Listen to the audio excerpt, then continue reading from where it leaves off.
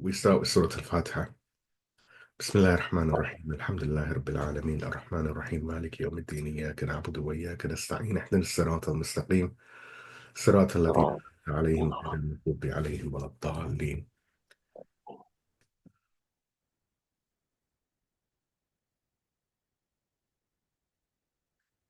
أعوذ بالله السميع العليم من الشيطان الرجيم. بسم الله الرحمن الرحيم. الحمد لله رب العالمين وصلى الله على سيدنا محمد وعلى آل بيته الطيبين الطاهرين ولعن الله على أعدائهم أجمعين من الأولين والآخرين آمين يا رب العالمين. أما بعد, Assalamu alaikum wa rahmatullahi wa barakatuh. So, this is part 10 of an ongoing series of discussions that we've been having on the book by Imam Sadiq entitled Misbah ash-Sharia, The Lantern of the Path. And this is also the fifth part in our discussions within that subject on the subject of Nubuwwah or prophethood.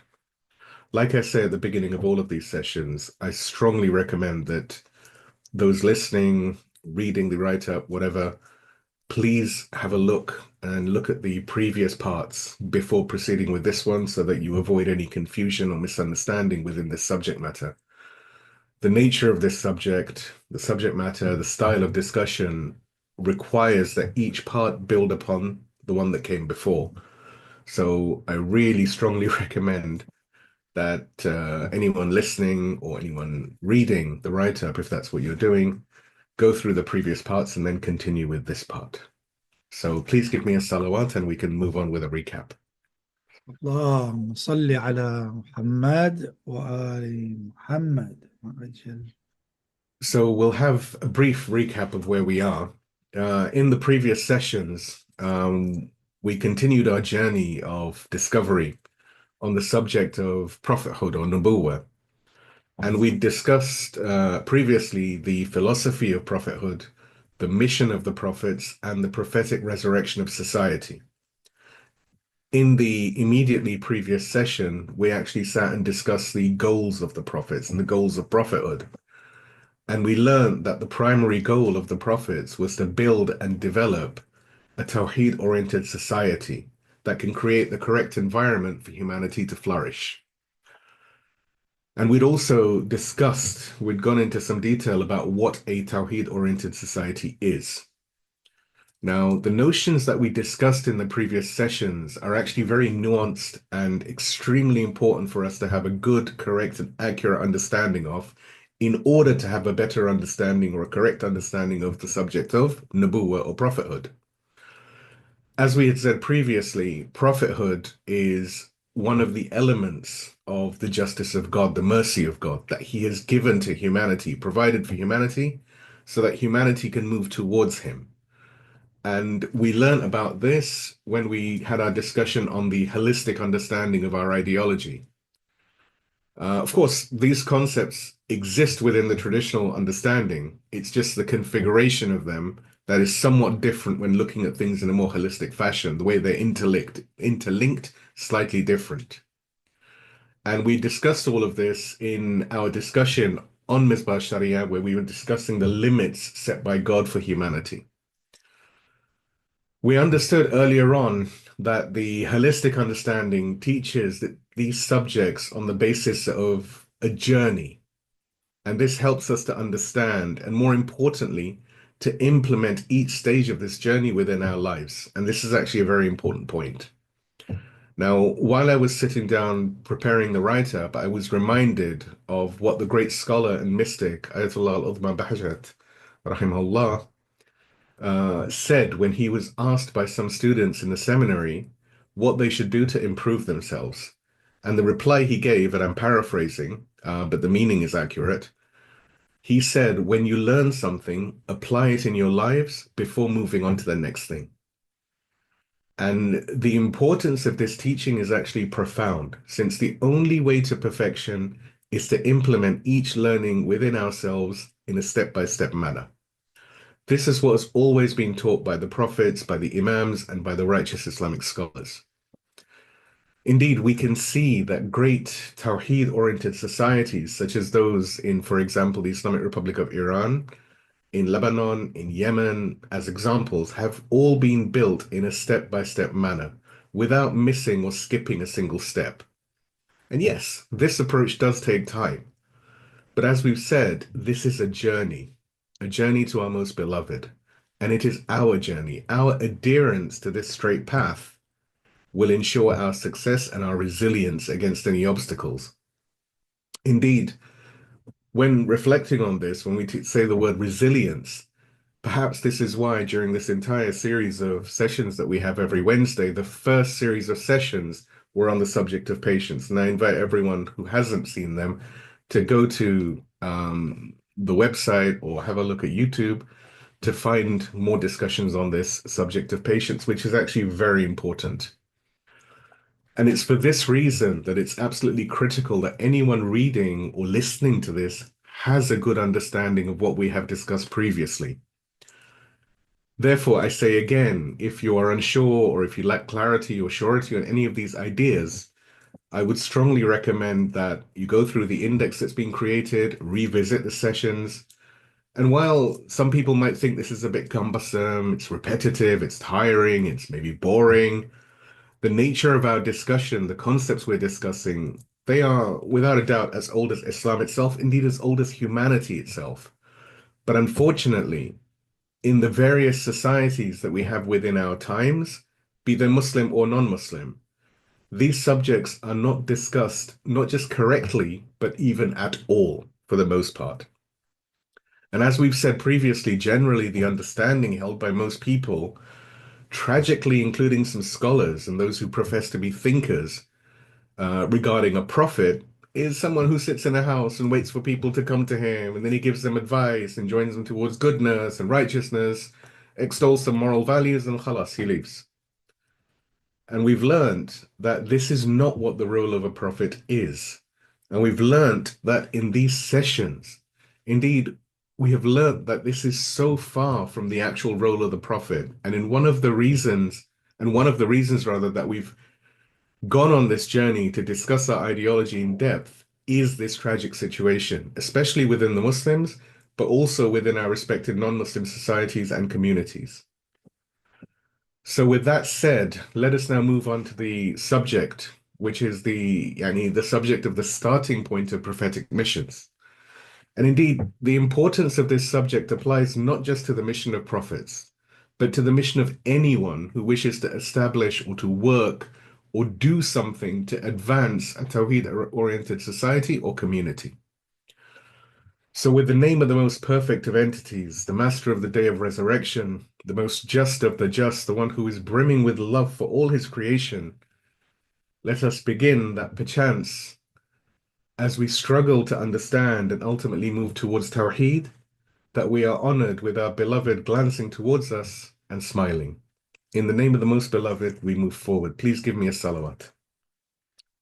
اللهم صل على محمد وآل محمد.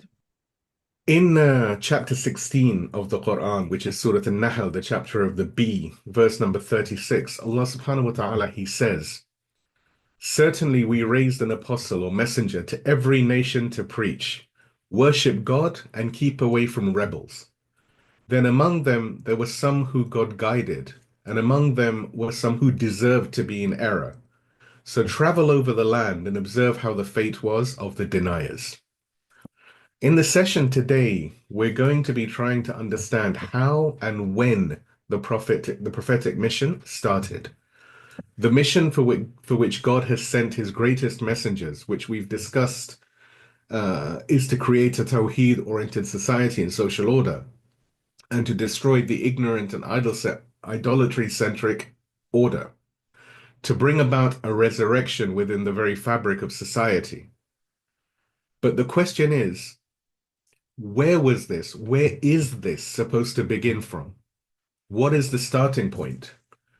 And this is actually perhaps far more important for us to understand than it appears. And like I've said, it applies not just to prophetic missions, but to any significant activity that an individual, a group, or a society is about to undertake. Whatever path they're about to follow, whatever program they're about to implement, whatever journey they're about to embark upon. This issue might come up for example, a group of people, a handful of individuals bound by a common idea or a common outlook on life, or an entire nation, or even for a single solitary individual.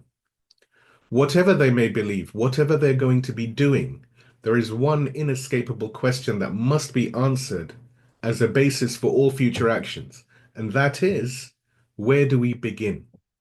The starting point is very, very important.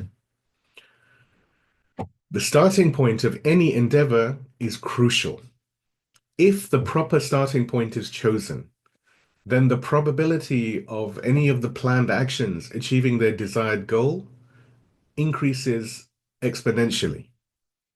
On the other hand, if a poor or incorrect or invalid starting point is chosen, or if one is ignored and things just start in a haphazard fashion, while this doesn't necessarily mean that this project, plan, whatever will fail or it will not yield any tangible result, it might well yield some results. But what this means is that it will be all the more difficult than if the correct starting point was chosen.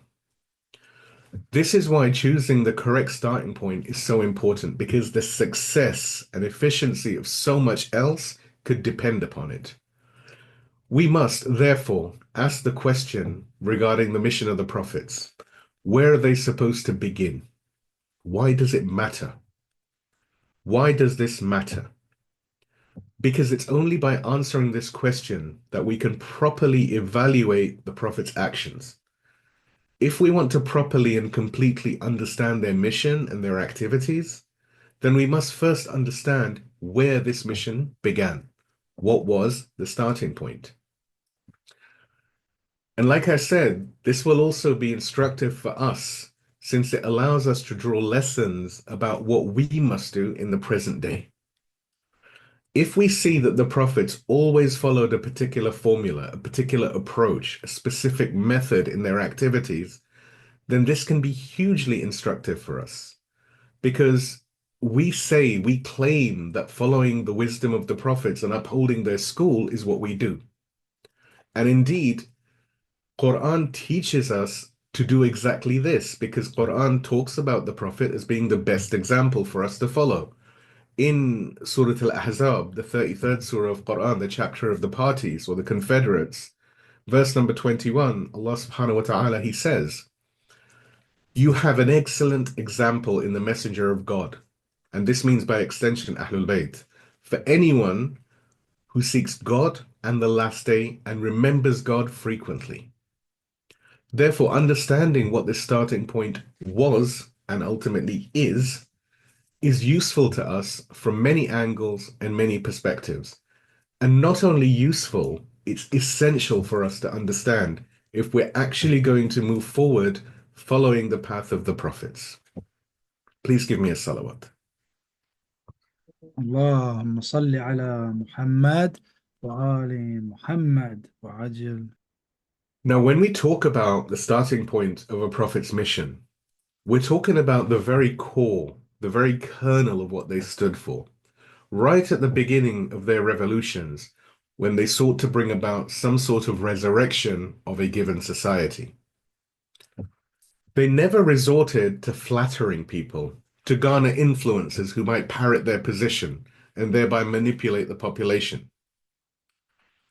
They didn't spend time making people happy by telling them things they liked to hear, or by adopting pleasant-sounding slogans that appeared to be revolutionary, but in essence were entirely meaningless, and indeed were reactionary and harmful to the people and led to misguidance.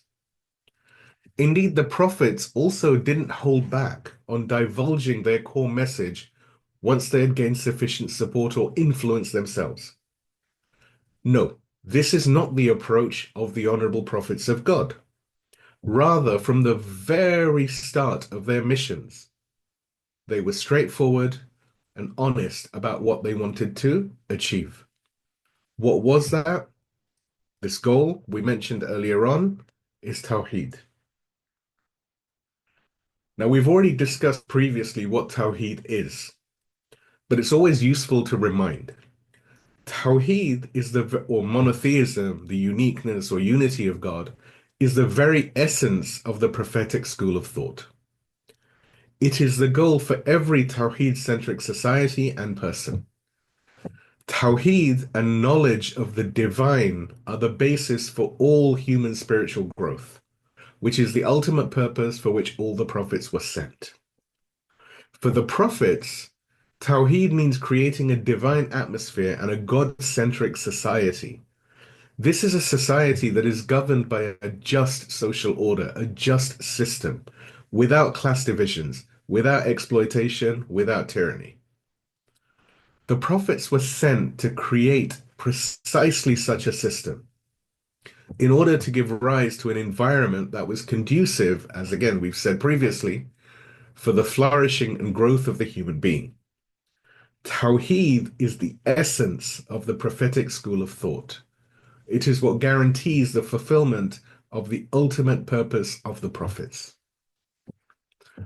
Belief in Tawheed, that is divine unity, as we've said, in the existence of God and the absolute uniqueness of God, and the creation of the environment of an environment necessary for human growth, to create a place in which the human being can actually be made human. Monotheism, divine unity, is the highest and most visible slogan for all of the prophets, because the Tawheed-oriented society is one in which only God is worshipped and revered above all else. No one is treated as divine except God. In a Tawheed-oriented society, no being other than God has the right to place moral or legal duties on anyone else. No being other than God has the right to demand the obedience of others, not even the prophets. Not even the prophet who is God's representative on earth. In Surah Al-Baqarah, the chapter of the cow, the second chapter of the Quran, verse number 30, Allah subhanahu wa ta'ala, He says, regarding the creation of Adam, He says, when your Lord said to the angels, I am placing my representative on earth. They said, will you place in it someone who will cause corruption in it and shed blood while we declare your praises and sanctify you? And He, yani Allah, yani God, said, I know what you do not know. So even God's representative on earth is not permitted to ask people to worship Him or obey Him, if you like. Now, if we consider the verse of Quran, which is from Surah Al-Ma'idah, the chapter of the table spread, fifth chapter of the Quran, verse number 116, Allah subhanahu wa ta'ala, He says, and then God will say, O Jesus, son of Mary, was it you who said to the people, take me and my mother for gods beside God? He will say, yani Jesus will say, glory be to you. It does not behoove me to say what I have no right to say. Had I said it, you would have certainly known it.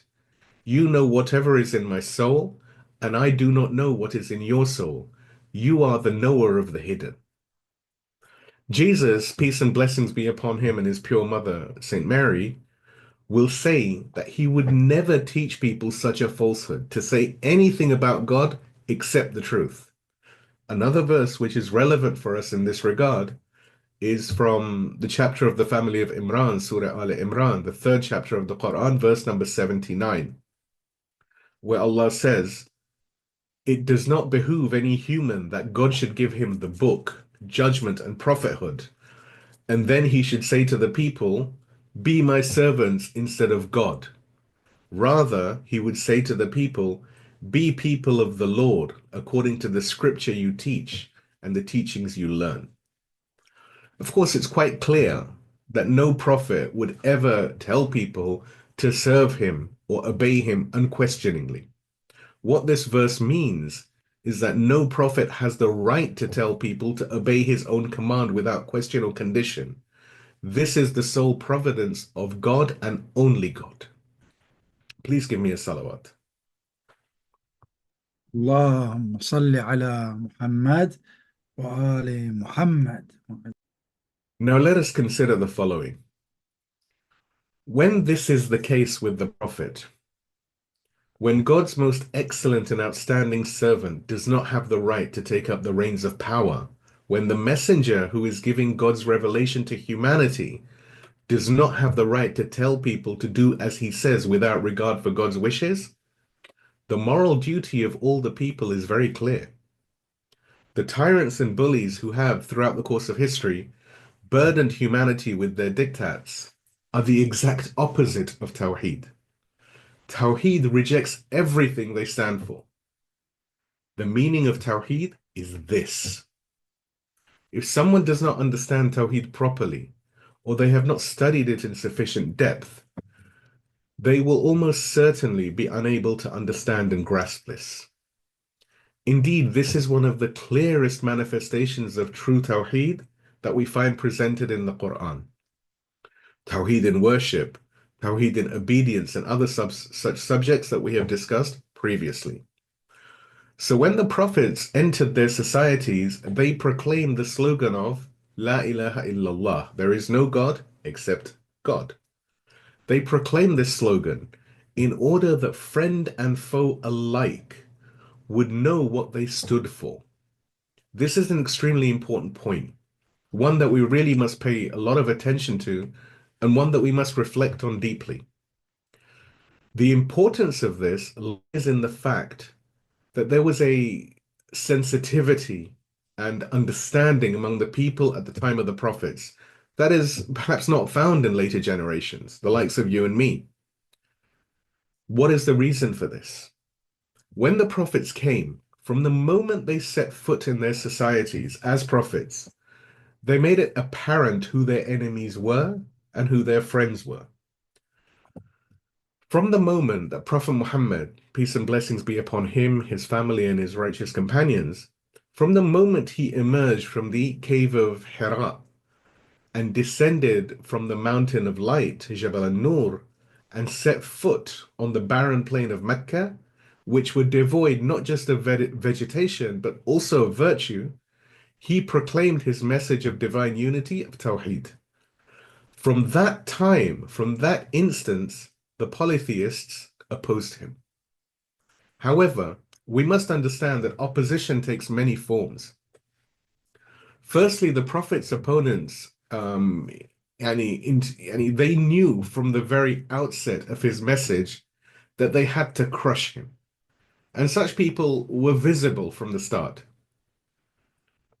Anyone who was from the class of people that would eventually accept his message, the greater their awareness and understanding became, the sooner they would understand the importance of his message, of what he was saying, and therefore the sooner they would join him. These are different types of people. Therefore, from the very start, from the beginning of the prophetic mission, his friends and supporters, those who he came to help, knew who they were. And also his enemies, those he had come to overthrow, knew who they were. Both groups knew what the prophet's message and mission were to be in this world. Both knew what he had come to say and do. Tragically, this is a message that we today have still not fully understood. I'm not suggesting that what is being said in these sessions has not been said before. Rather, what I'm saying is that many of these issues that we are discussing and that I'm trying to explain have simply not been discussed enough over time, and especially in the English language. In any case, this is something that we must focus on. This is something that I am duty bound to try and help, that I must prove to whoever cares to listen. And that is that the Arabs of pre-Islamic Arabia knew as soon as the Prophet came what he had come to accomplish. Now, the core of our topic is the essence of Tawheed, is the negation of any authority apart from the authority of God, as we've said. You have the likes of Abu Lahab, who was a core opponent of Islam. He understood this from the very beginning. If you read the life history of Prophet Muhammad, and I invite everyone to go away and do this, you will see that the likes of Abu Lahab, for example, someone else called Walid ibn Mughira al-Makhzumi, they understood this. Abu Jahl, he understood this. All of the leaders of the Quraysh, the ruling tribe in Mecca, when Prophet Muhammad came with Islam, understood this from the beginning of the Prophet's mission. They knew that saying there is no God but God, that there is no object of worship besides God, is not simply a theological doctrine. Rather, it is also a social and indeed political doctrine. It is a doctrine that spelled the end of the likes of, for example, Umayyah ibn Khalaf, the end of Walid ibn Mughira, the end of Abu Lahab, the end of Abu Jahl, and so forth, and the end of all of the leaders and chiefs of Quraysh. They understood this right away. And because they understood this, they opposed it with all of their might. Do we think that the reason the disbelievers of Quraysh opposed the Prophet and indeed led the opposition to the Prophet in the entire Arabian Peninsula was for anything other than the fact that they recognized the danger, the threat that his message posted to their social and political authority? Do we really think they loved their idols? Do we really think that they believed so strongly in their fake gods? Tell me, have you ever seen the ruling class of any society at any time as true believers in their religion, in their ideology, as true believers in their sacred things or things they claim to be sacred, to the extent that they are willing to sacrifice everything and anything for that? Doesn't matter what their particular faith or religion is. Experience has shown us that this is almost never the case. When you see people like Ubayy ibn Khalaf, Walid ibn Mughira, and all of these people, the only thing they really worship is themselves, not the idols that they claim to worship, which are made of stone or wood or such things, or even nowadays made of money. The reason for their anger, the reason for their anger at the Prophet challenging these idols is not because they believed in them, but rather because this challenge threatens to upset the social order over which they preside, from which they benefit. It's not because their faith is so strong. Perhaps they had some belief. Maybe they felt a sense of, shall we say, tribal loyalty. But above all else, they were loyal to their own power and their own authority and their own positions. Such people saw that something like Tawheed, divine unity, would lead to the destruction of their palaces of authority and leadership, palaces they had built up for themselves. They saw that the rejection of their gods and idols, meaning the creation of a Tawheed-centric society, would mean that only God would have the power of rulership, and only God would have the claim of obedience over the people. They saw that divine unity would mean that the people are all equal before God. As we've said previously, and as part of the saying of the Prophet, they are all like the teeth of a comb.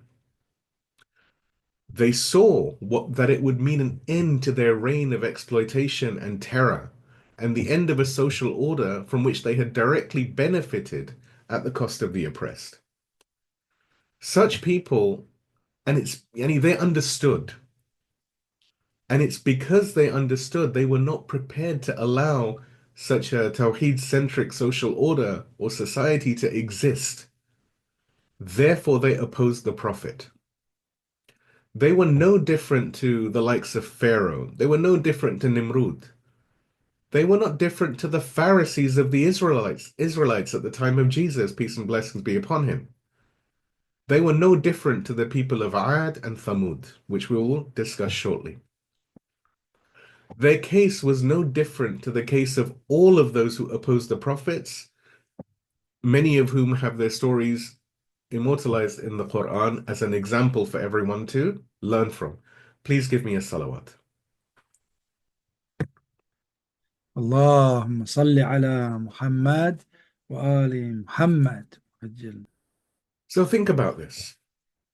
The Prophet enters society and proclaims there is no God except God. This is the first thing that a prophet says.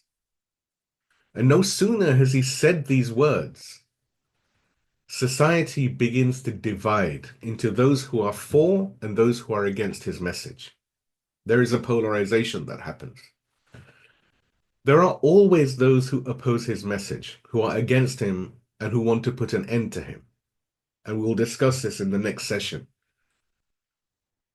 Therefore, we could say that the first note in the prophetic call, in the prophetic symphony, if you like, the starting point of any prophetic mission is the proclamation of divine unity of Tawheed. Political parties and schools of thought in this world that have no connection with God or religion have led people astray with false promises, with nice sounding slogans and things like this. For generations, the people have been appeased with empty dreams. But in all these cases, we see that the real goal of these parties and schools of thought is never what they profess, was never what they promised the people. In contrast, from the moment the prophets came to humanity, they spoke directly, truthfully, and openly. From the very beginning of their mission, they said, this is what we want to do. They said the same thing to the people at the top of the social order as they said to the people at the bottom of the social order. And they said, we want to bring those on top down and raise those at the bottom up so that everyone is equal. This is what they, the prophets, said from the beginning. But why does this matter? Why should the prophets not be like politicians? Why shouldn't they first win over the people with promises and slogans and by telling them things they would like to hear so they can attain their goal? Where is the problem with this? The problem with this is that, and we've said this before, faith must be based on reason and understanding. Religious belief will be useless if it is based on blind following or worse, on ignorance. What religion wants is that anyone who joins it, anyone who sets foot into its arena, religion wants them to know what its aims are from the onset. Even if the uneducated nomads of the Arabian Peninsula, when they came to the Prophet and converted to Islam, they knew exactly what the Prophet wanted to do. They were not following him out of ignorance. They understood his mission. This is why they were willing to endure all manner of hardships for him. This is why the companions of the Prophet were willing to suffer for their faith, because they understood what it was all for.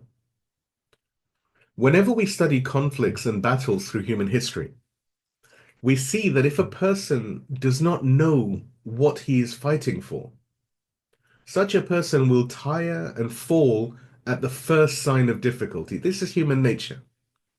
Consider, imagine if you see a group of people who are walking in a somewhat excited manner in the street. You have nothing to do, so you join them. You see they're going somewhere. Now you've walked a little way with these people.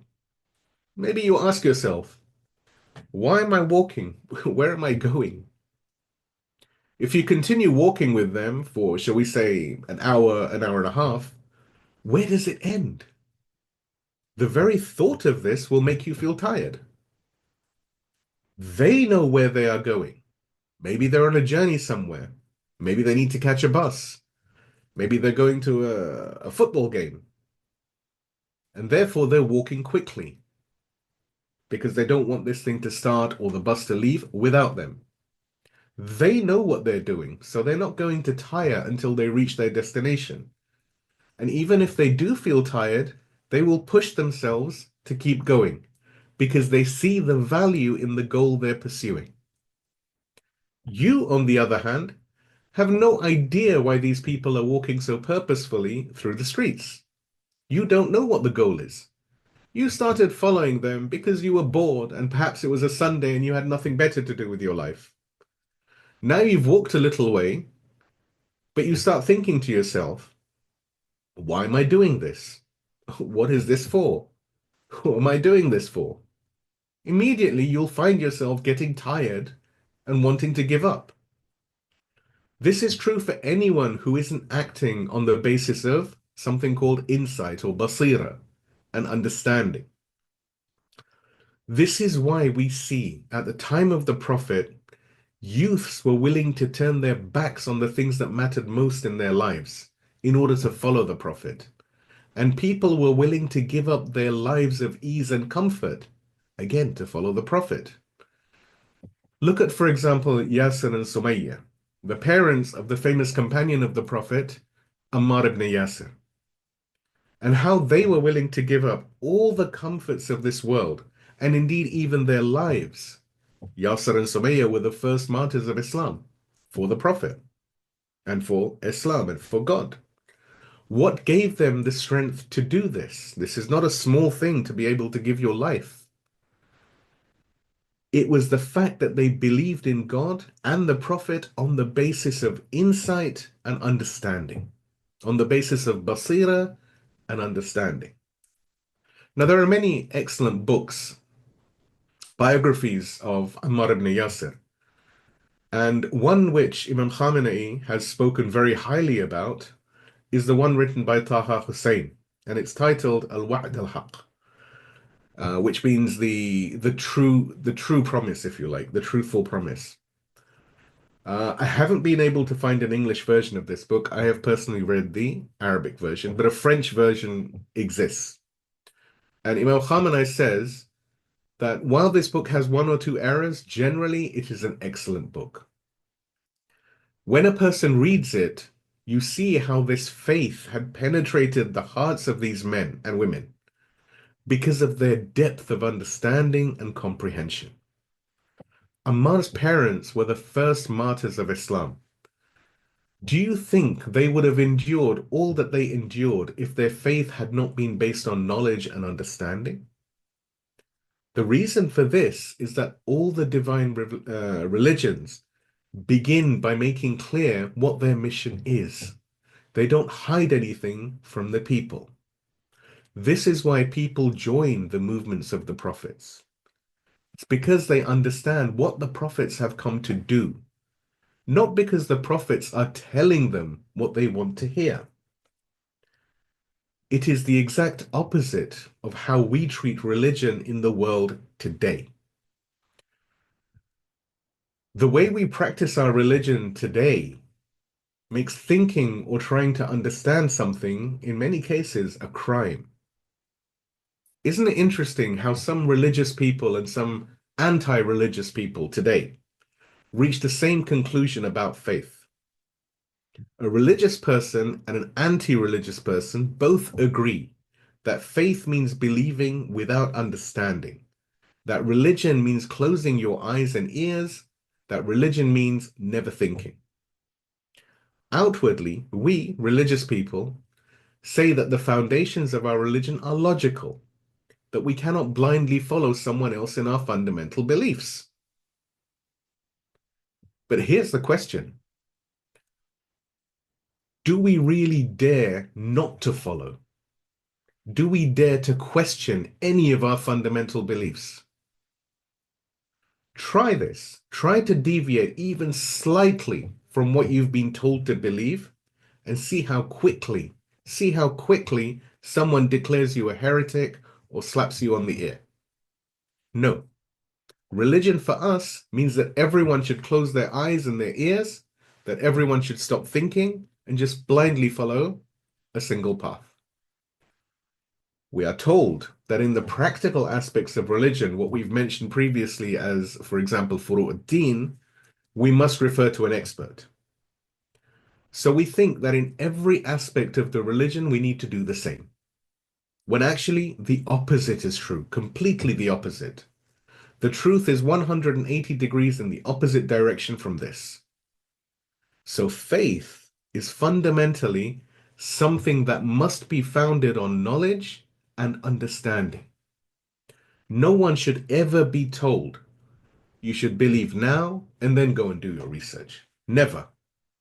That approach and broken thinking have no place in genuine religion. Even if you say you believe, as long as your heart has not accepted it and your mind doesn't understand it, you do not really believe. Even if you say you don't care, you accept the religion without understanding it, the religion cares. And the religion does not accept you unless you understand it. Not until you know what it is you believe, and more importantly, why you believe it. This is actually a very, very important point, and I invite listeners and readers to go back and reflect on this very, very deeply. Please give me a salawat. اللهم صل على محمد وآل محمد.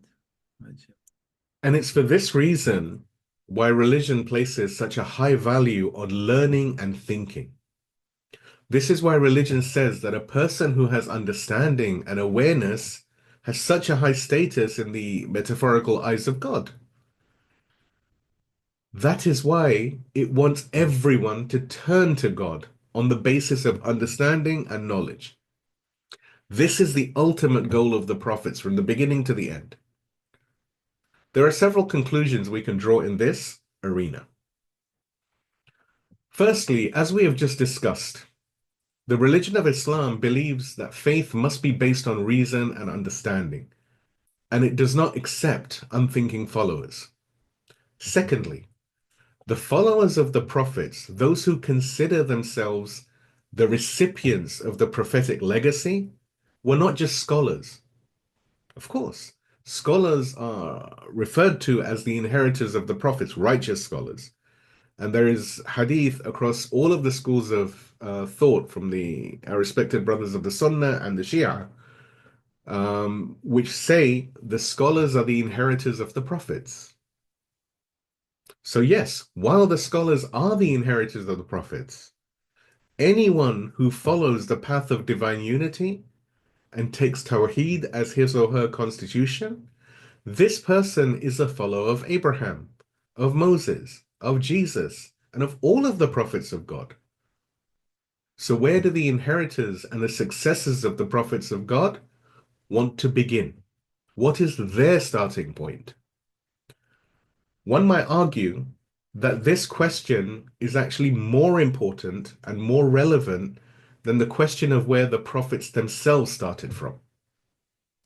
Why is it that today, when we talk about religion, we do not begin with Tawheed, with divine unity? Why? This is a question we have to ask. Isn't this the case? Why is it that when we talk about religion, we hardly ever talk about Tawheed?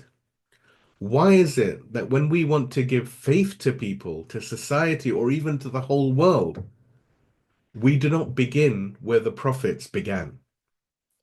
We want to tell the people of the world to believe in the religion of Islam, and yet we take an approach that is not taken by the prophets of God. We should be talking about Tawheed in the same way that the prophets themselves did. If we cannot bring about the same resurrection of faith on a global and international scale, which is not an easy thing to do, we can at some level teach and explain what the mission and goal of the prophets was. This is what we should be saying. So why are we not? Why is it that religious preachers, instead of beginning with the topic of divine unity, of Tawheed, in thought and practice, why do they instead go to an issue that is perhaps a secondary or tertiary issue for their lectures and sessions? This is something very noticeable in the world. You just need to open up something on YouTube or any of these other places where you find many, many religious scholars talking. Just go and take a look at these many religious preachers. How many of them speak about Tawheed? How many of them talk about divine unity? Not only is this very noticeable, this is actually something that should be a major concern. Generally, we are told, whenever you ask this question, you are told, if you have a problem with the way someone is preaching, with religious preaching, why don't you go and talk to the preachers about it? Many times people have said this. When you question why a particular preacher or a group of preachers is saying something, the answer to the question is, where do we find these preachers? Those whose style and content we are critiquing, where do we find them? Furthermore, how likely is it that our advice will be heeded if we go to them? Perhaps what I'm saying over here might be new to some people, but those of you who know me know my positions and my stances, and you know that I believe strongly in the importance of religious teaching and preaching. Indeed, according to Imam Khamenei, religious teaching and preaching can even be considered fundamental to our faith and necessary for it. Indeed, if it wasn't for the scholars, if it wasn't for the institution of scholarship and learning in Islam, and especially within Shia Islam, we would be in an even more dire situation than we find ourselves in today. Ultimately, there must be a group of people who devote themselves to understanding and explaining the teachings of Quran, and this is a Quranic instruction. Now, for example, a youth or a businessman or someone else who is not a specialist in Islamic scholarship might devote some time to thinking, researching, explaining in speech or in writing the religion. And he does this for the sake of God, for the sake of Islam, in order to preserve and protect the religion. However, this is not something he is always doing. He is what we would call an amateur. But we also need a professional. There must be someone who is a specialist in these subjects. And it is these people that make up the Shia institutions of scholarship and learning, sometimes called the Hawza. Please give me a salawat. اللهم صل على محمد وآل محمد. Therefore, their existence is essential for all of us. And I'm not just saying this because I am in a manner from that grouping. This matter is a fact. There must be someone who is a scholar, a Hausa student. This is the greatest necessity of them all. However, we as ordinary worshippers must also give ourselves the right to tell those who are following the path of scholarship what it is we expect them to focus on. And there are some, maybe there are even many, scholars who will listen to you and act on what you tell them. However, there are also others who will never accept that what they are doing today is anything different from what the Prophet was doing, that their starting point is anything other than that of the Prophets. They believe that whatever secondary or tertiary issues they are discussing are equal to, or in fact more important than Tawheed, more important than explaining the Quran, the fundamental doctrines of Islam, and other such teachings. Such preachers are ready to spend hours, hours and hours, talking about, for example, the angels Munkar and Nakir. These are the two angels that visit the deceased in their grave. And when they come to your grave, how will they look? Will they stand on the right? Will they stand on the left? What are they? What clothes will they be wearing? Will they be frightening? This, that, and the other. Knowing or not knowing the answers to questions they ask does not make a single iota of difference to whether someone is a Muslim or not, or to whether they are fulfilling the obligations of Islam. It makes no difference. There are many issues like this. These preachers are happy to talk about the things we are supposed to believe in according to the religion, but they are never ready to discuss the doctrine of Tawheed or the role that Tawheed plays in shaping society, in shaping the social and political order. Do they have anything to say about this? There are yet other preachers who talk mindlessly about political stratagems, who pathologically insult one group of humans and another on the basis of the actions of a few. They go beyond the teachings of the righteous Islamic leadership while professing they're in line with the righteous Islamic leadership. Yet these two never talk about the doctrine of Tawheed and its role in shaping society, in shaping the social and political order. A part of the problem is this plethora of groups, each of which rejoice in what they have. The Quran speaks of this in Surah Al-An'am, the chapter of the cattle, which is the 6th chapter of the Quran, verse number 159. Allah subhanahu wa ta'ala, He says, "As for those who divided their religion and became sects or became factions, you have nothing to do with them. Their case rests with God. Then He will inform them of what they used to do." Elsewhere in Quran, in Surah Al-Mu'minun, the chapter of the believers, the 23rd chapter of the Quran, verses 51 to 53, Allah subhanahu wa ta'ala, He says, "This ummah, this community, this nation of yours is one nation, and I am your Lord, so fear me." But they tore themselves into sects, into factions, into groups, each party happy with what they have. So leave them in their bewilderment until a time. Each of these groups, even if sometimes you find they all profess to believe in the same concepts and indeed even profess to follow the same leadership, you find them at each other's throats. One declares the other heretic, the other one declares the other one heretic, yet they both say they believe in the same thing. The scholars from each of these factions, they have all studied in the same places, yet they choose to manipulate interpretations to further a specific goal, an unknown goal, but a specific goal. And the tragedy is, and the reason for their abject failure, both in this world and the next, is that they have failed to build that understanding in the doctrine of Tawheed, in how we can build a God-centric society, a Tawheed-orientated community, as well as how this is key to building the social and political order for any society or community. A political, social, economic, and so on order based on Tawheed, that is God-centric.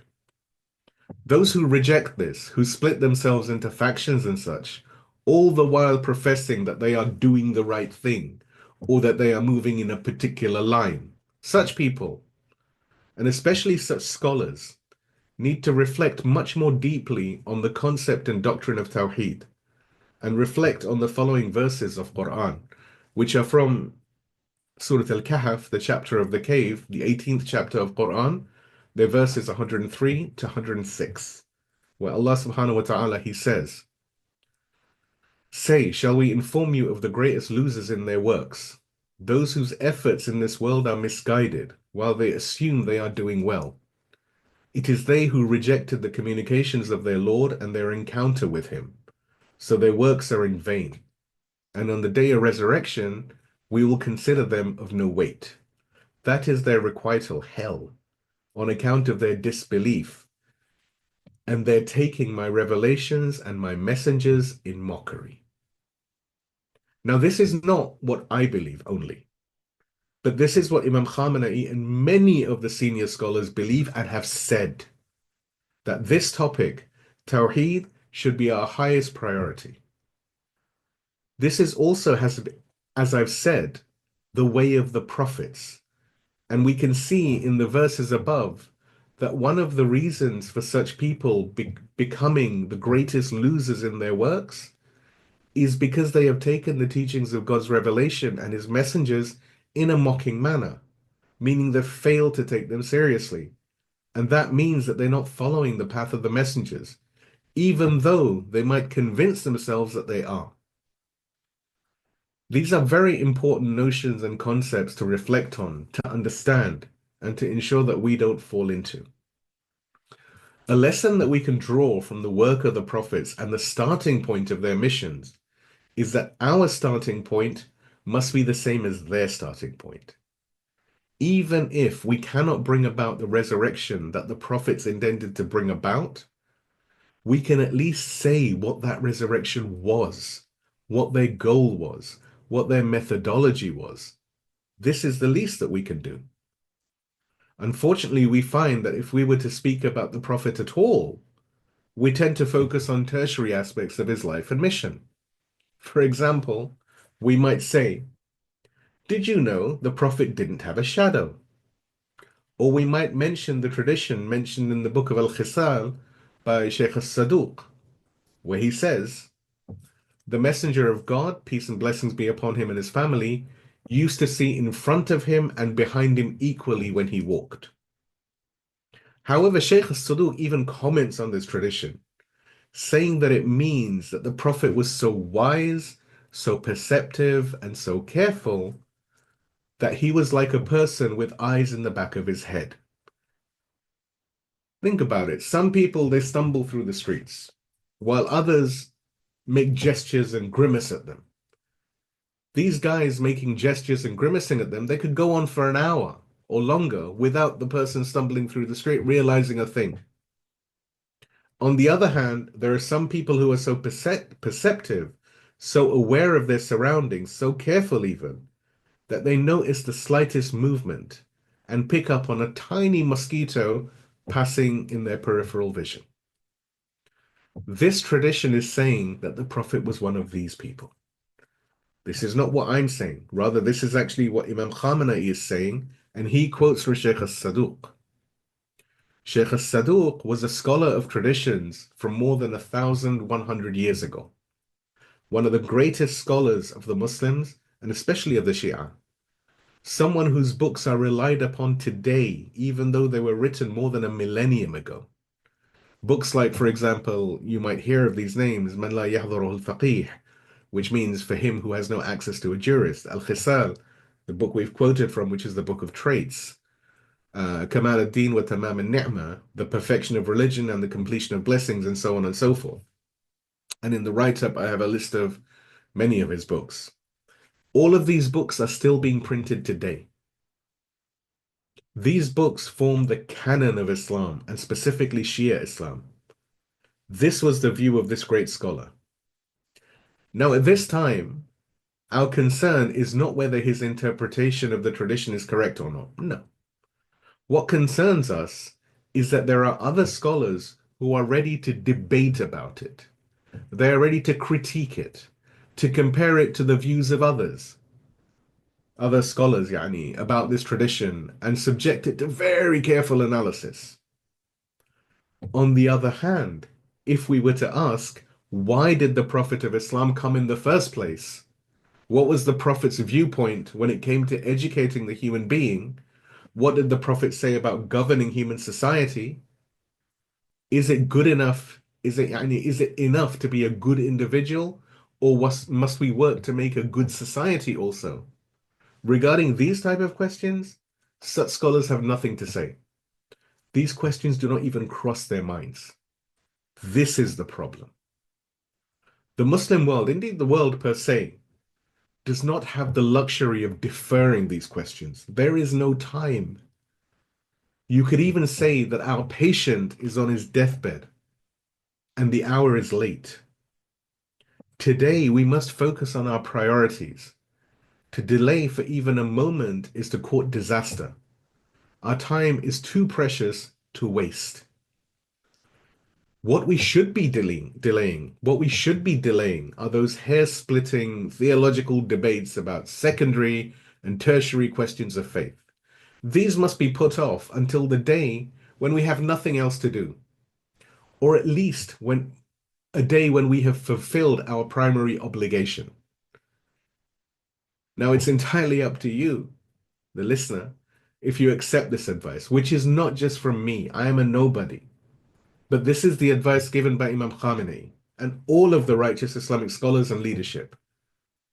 But if nothing else, we have herein, in this discussion, we have made everyone aware of these facts.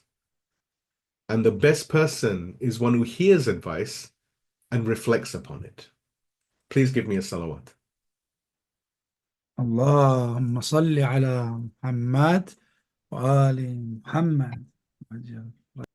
So we have said that the starting point for the mission of the prophets is Tawheed, is divine unity.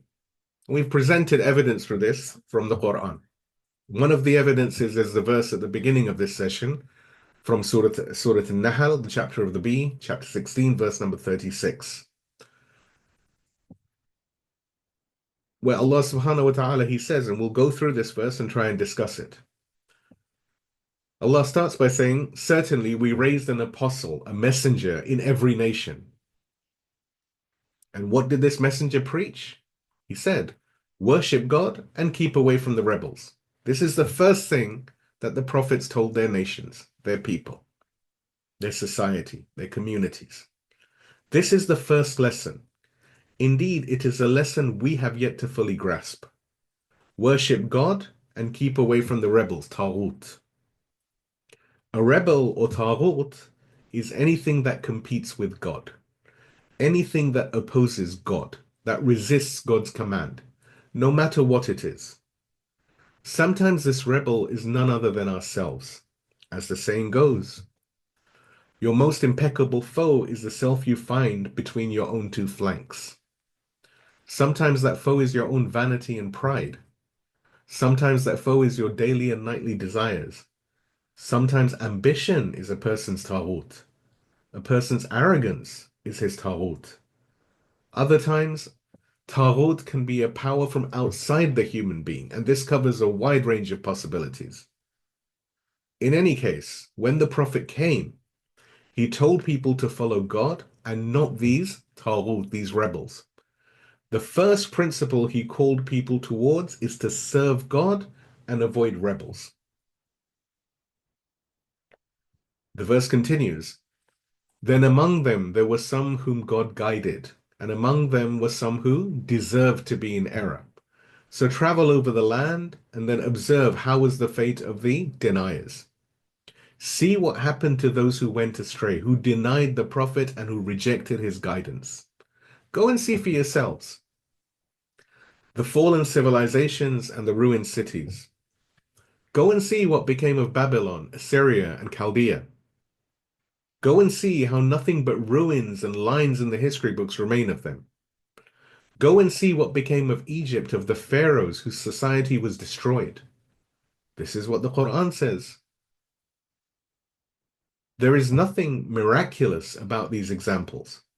Although many prophets also performed miracles and called down divine punishment, and there were peoples who were destroyed so quickly that they left virtually nothing behind, such as, for example, the people of Ad, who suffered divine punishment, and others who suffered, for example, destructive winds like Thamud, earthquakes, floods, and were destroyed by God's power. However, in general, the rule that operates in this world is as follows. Any society or nation, or even community that does not take the path of divine religion or follow its teachings will eventually disappear. By this, I don't mean that all of its people will die. No. When a nation, society, or community disappears, this means that its institutions will disappear. They will be absorbed by and subsumed by any others. In Dua Iftitah, we say, وَيُحْلِكُ مُلُوكًا وَيَسْتَخْلِفُ آخَرِينَ, that God is the one who removes authority figures, authority systems, and replaces them with others. A given nation, a society, a culture, a community will lose its identity. Today, tell me, where are the Chaldeans? What became of this huge, great, powerful civilization? Where did it go? Are there any traces of it remaining? Allah, doesn't He say in the Quran, then observe how was the fate of the deniers.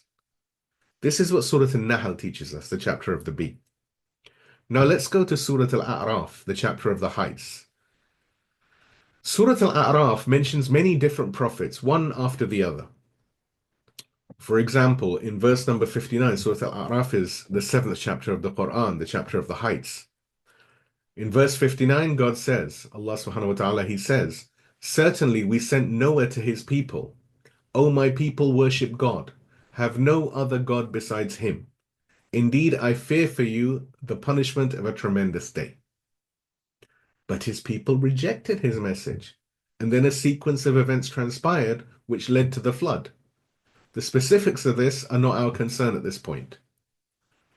Then came the people of Ad, and this is verse number 65 of the same Surah Al-A'raf, the chapter of the heights, seventh chapter of Quran. Allah subhanahu wa ta'ala, He says, and to the people of Ad, Hud, their brother, he said, O my people, worship God. You have no other God besides Him. Will you then not be weary of Him?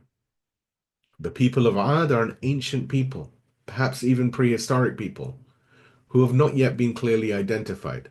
They apparently came after the flood. They came after the flood, not apparently, they did come after the flood, and they appear to be people God described as, in Surah Shura, the chapter of the poets, Shu'ara, which is the 26th chapter of the Quran, verse number 149, Allah says, and you hew houses out of the mountains skillfully, speaking about Ad. Perhaps these are people from the end of the Stone Age that some archaeologists rather have described. Whatever the case, they are a very ancient people, and they had a prophet by the name of Hud sent to them. Like Noah, he told them, O my people, worship God. Have no other God besides him. Interestingly, you can see how flawed the notion is that monotheism and religion in general developed gradually in accordance with the human being's surroundings and because of his ignorance of how the world works. Some sociologists, they say that all early people were polytheistic. How bad, how ridiculous is it for someone to say things of which they have no knowledge? It's like someone trying to describe the room in which they're sitting, if they've never been to such a room. If someone were to say this is a room with four walls, a door and a light, he's never been in this room. He's never seen this room. However, he's heard of it, so he imagines it. But for all he knows, the room might have five walls and three doors. It may have patterns on the walls or the ceiling. It might not even have a ceiling at all. In a subject such as sociology, when someone speaks without carrying out real research, the results will be as ludicrous as this and equally laughable. Nevertheless, they try to explain human history without studying an important part of that history. They speak about religion and spiritual phenomena without looking at what historical religions say. Perhaps this religion may have existed tens of thousands of years ago, or only 7 or 8 thousand years ago, if we believe those narrations that say this is when Adam descended to earth. These historians who give an overview of history that say first there was polytheism and then monotheism came along are entirely incorrect and confused at best. However, we can see the opposite to be the case, that in ancient times, there was monotheism, which polytheism came and displaced. Regardless, Hud says to his people, will you then not be weary? He wanted them to understand and accept the principle of divine unity. But then a debate took place between him and the people. The Quran says in verse number 66 of the same surah, Surah Al-A'raf, chapter of the heights, chapter 7. Allah says, the elite of his people, yani of Hud's people, who were faithless, said, indeed, we see you to be in folly, and we consider you to be a liar. These are yani, just some of the accusations which are always leveled at the people who call people to truth. And this is an important topic, an important subject within prophethood, something that we will discuss in more detail in a future session, inshallah, God willing. What were the typical slanders and accusations that the disbelievers directed at the prophets? They would say, you are a foolish person. They accuse him of being ignorant. So Hud replies, and this is verse number 67 of Surah Al-A'raf, 7th Surah of Quran, chapter of the heights. Hud replies, and Allah narrates this by saying, O my people, I am not in folly. Rather, I am an apostle, a messenger from the Lord of all the worlds. In response to their accusations and slanders, he continued to speak the truth. I communicate to you the messages of my Lord, and I am a trustworthy well-wisher for you. That's verse 68. He tells them that he only wants what is good for them. He is calling them to believe in God and Tawheed because he wants them to succeed. Verse number 69 of the same Surah Al-A'raf, the seventh chapter of the Quran, the chapter of the heights says, do you consider it odd that there should come to you a reminder from your Lord through a man from amongst yourselves, so that he may warn you? Remember when he made you successors after the people of Noah and increased you vastly in creation. So remember God's bounties so that you may be successful. Lastly, looking at this verse, we could almost say that he, the prophet, is saying, are you really surprised that an ordinary person who looks like you, who dresses like you, should be chosen to bring you a message from God? See how the prophet calls the people's attention to a matter of history regarding the people of Noah. So what did his people do? The Quran again tells us in verse 70. Again, Surah Al-A'raf, chapter of the heights, seventh chapter of the Quran, verse 70 reads, have you come to tell us that we should worship God alone and abandon what our fathers have been worshipping? Then bring us that you have been threatening us with, should you be truthful. And it continues, verse 71. Punishment and wrath have already come upon you from your Lord. Do you dispute with me over names which you have named, you and your fathers, for which God has not sent down any authority? So wait, I too am waiting along with you. It's as if the prophet is telling his people that you want to argue with me about these names which you have made up and for which you give power to, which God has not given any power to, or for which you have no proof. In Arabic, the word sultan, which is used in the verse, can mean power or it can mean evidence. And in this verse, both meanings can apply. So another way to read this verse would be, God has not provided you with any indication of the validity of these gods that you worship. We could also read it as, God has not given any power to them, your gods, so they can't do anything. Please give me a salawat. اللهم صل على محمد وآل محمد عجل فرجه. So we have now covered in some detail the idea of the starting point of the prophetic mission, the first note in the prophetic symphony, if you will. We've also discussed why the discussion on secondary and tertiary subjects, while ignoring and while there is such a gross misunderstanding and lack of understanding on the core subject of Tawheed, is misguided and not a pathway that is in line with the methodology of the prophets, or what is known in Arabic as the minhaj of the prophet. These are important nuances that need a lot of reflection so that we understand the methodology, the starting point of the work of the prophets, so that we can follow that. We also discussed and learnt that scholars, righteous scholars, I hasten to add, are the inheritors of the prophets, and they have a duty to follow this methodology of the prophets so as to teach people correctly.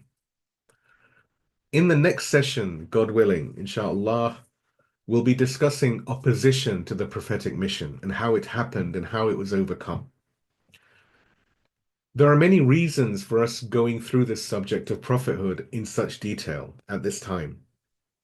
Amongst those reasons are that this is the way we must operate to educate the people and ourselves, that each and every one of us has a duty, and for the religious scholars, even more so. I've heard religious students and scholars in the various seminaries such as Qom and Mashhad and Najaf who have no real desire to work with any of the people they came from. And instead, such people feel it's somehow more important to sit and philosophize endlessly. I'm not saying there is no merit in that, but to what end? There are others who are obsessed with turning themselves into what are commonly nowadays known as social media influencers, without actually educating the people, shouting about confused political points that go against the teachings and pathway of the righteous Islamic leadership. and who end up, as we've discussed in this session, opposing anyone who attempts to discuss with them. They are content and satisfied with what they feel they have, as described in the verse of Quran. These are all indicative of a serious issue, a serious problem, not just within the Muslim community, but within the family of humanity per se. The primary goal is being sacrificed, and the tertiary goals are being spoken about ad nauseum. All the while, those doing this promoting, keep convincing themselves and others that they're promoting the primary goal. As we've learned, the primary goal of all the prophets was Tawheed, was divine unity. And it's like we've mentioned here, we sacrifice the primary goal to allow ourselves the luxury of doing what can only really be described as navel-gazing, of self-aggrandizing, of making ourselves feel clever. All the while, the basics are left untaught and the people continue to remain misguided. If this is the approach that was taken by the prophets of God, where is the evidence for it? If this is, then in my research on this subject, I have yet to find it. If someone has information on this, that talking about tertiary subjects is the way of the prophets, then feel free to discuss it, maybe in the comments. Perhaps I can learn from you. Perhaps we can all learn from you. Though, the last time I checked, sacrificing a primary point for a secondary or arguably a tertiary point is an invalid pathway. We ask him to protect us from deviating from the pathway of the Prophet, and we ask that he grant us patience and fortitude so that we can move in the direction of the best of his creation. وآخر الدعوانا الحمد لله رب العالمين والسلام عليكم ورحمة الله وبركاته.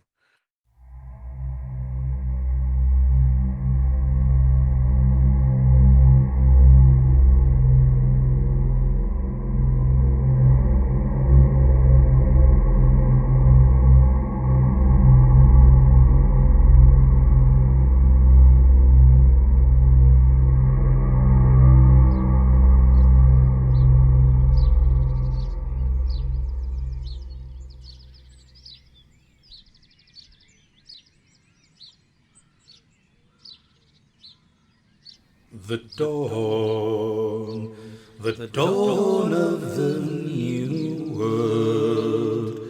Oh, the light, surely it was unfurled with the revelation of the Holy Quran. Came emancipation for every man. The justice of Allah created the purest and brightest star, the mercy for mankind and the hope of the poor ones, Muhammad Rasulullah. The battles blessed Ahmed fought, the methods and lessons that he taught, gave enslaved ones their freedom to inherit the kingdom and never bow down to any man. The times, surely they have changed, but the message of truth, it still remains. The only future and path for all mankind is held in the words of the Quran. The troubles of the Ummah now relate to our pride and the hearts that won't bow. But the only way to ensure Allah's victory is to stand firm in unity.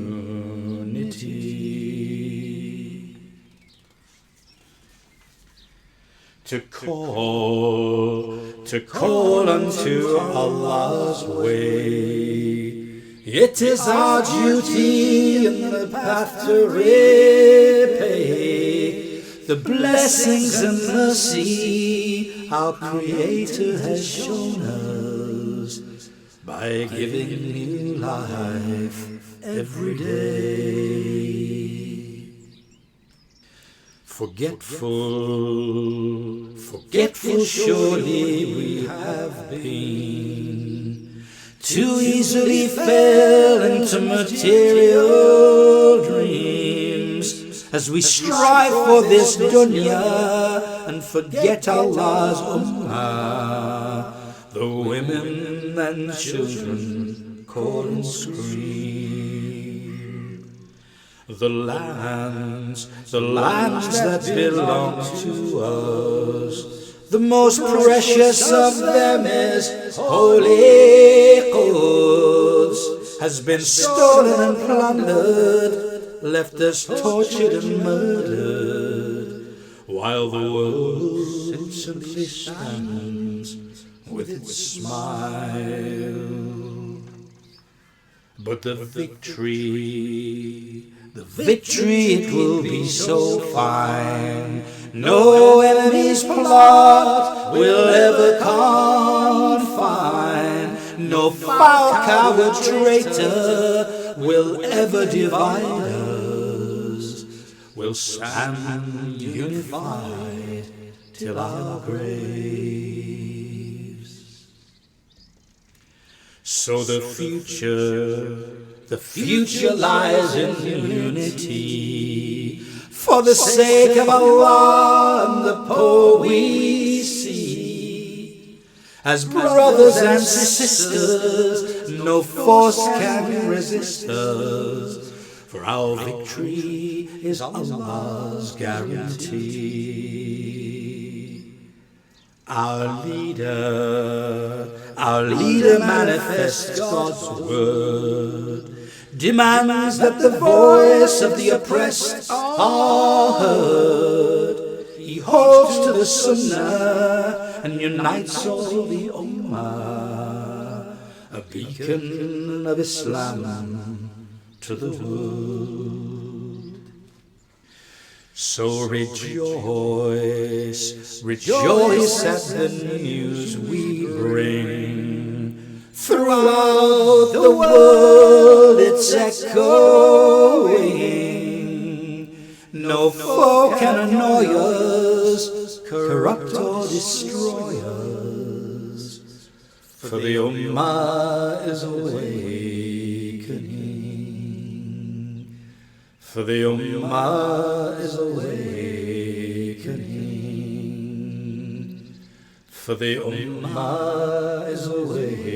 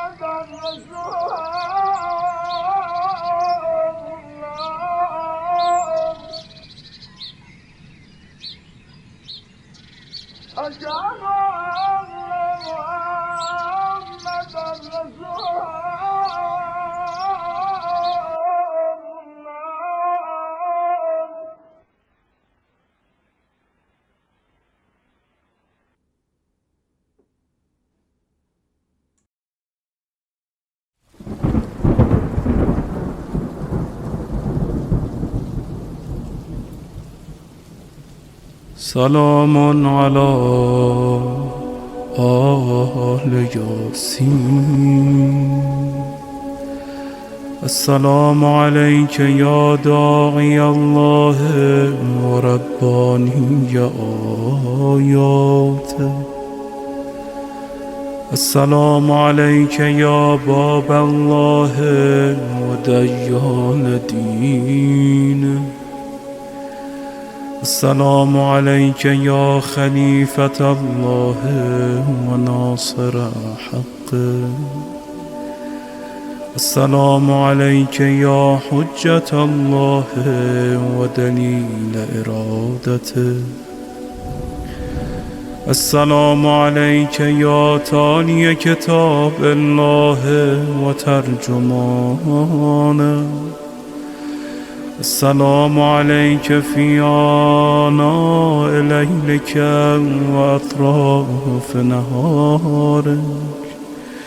السلام عليك يا بقية الله في أرضه.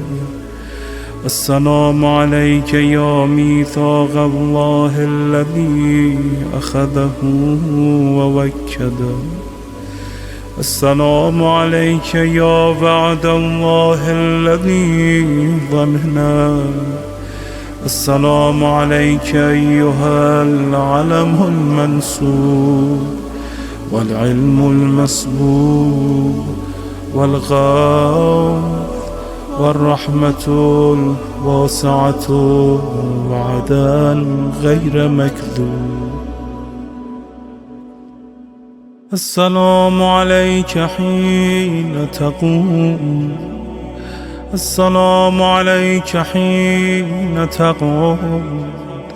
السلام عليك حين تقرأ وتبين. السلام عليك حين تصلي وتقنط. السلام عليك حين تركع وتسجد.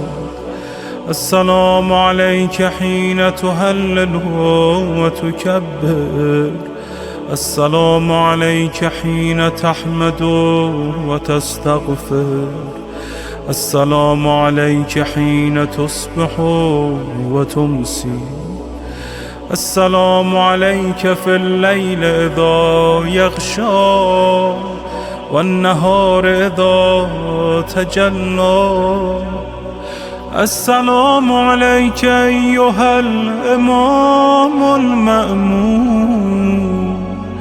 السلام عليك أيها المقدم المأمون. السلام عليك بجوامع السلام. أشهدك يا مولاي أني أشهد أن لا إله إلا الله وحده لا شريك له وأن محمدا عبده ورسوله لا حبيب إلا هو وأهله. وأشهدك يا مولاي أن عليا أمير المؤمنين حجته والحسن حجته والحسين حجته وعلي بن الحسين حجته ومحمد بن علي حجته وجعفر بن محمد حجته وموسى بن جعفر حجته وعلي بن موسى حجته ومحمد بن علي حجته وعلي بن محمد حجته والحسن بن علي حجته. وأشهد أنك حجة الله. أنتم الأول والآخر وأن رجعتكم حق لا ريب فيها يوم لا ينفع نفسا إيمانها لم تكن آمنت من قبل أو كسبت في إيمانها خيرا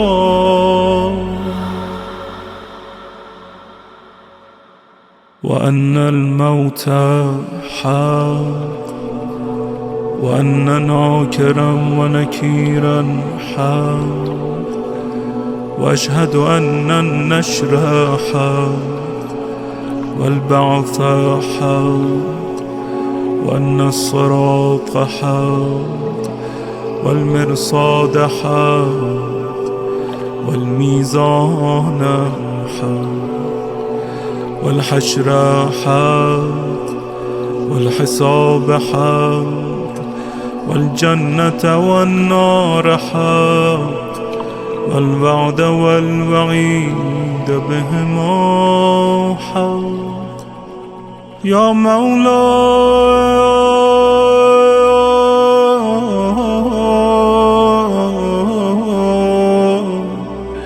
شقي من خالفكم وسعد من أطاعكم فاشهد على ما أشهدتك عليه وأنا ولي لك بريء من عدوك فالحق ما رضيتموه والباطل ما سخطتموه والمعروف ما أمرتم به والمنكر ما نهيتم عنه فنفسي مؤمنة بالله وحده لا شريك له وبرسوله وبأمير المؤمنين وبكم يا مولاي أولكم وآخركم ونصرتي معدة لكم ومودتي خالصة لكم آمين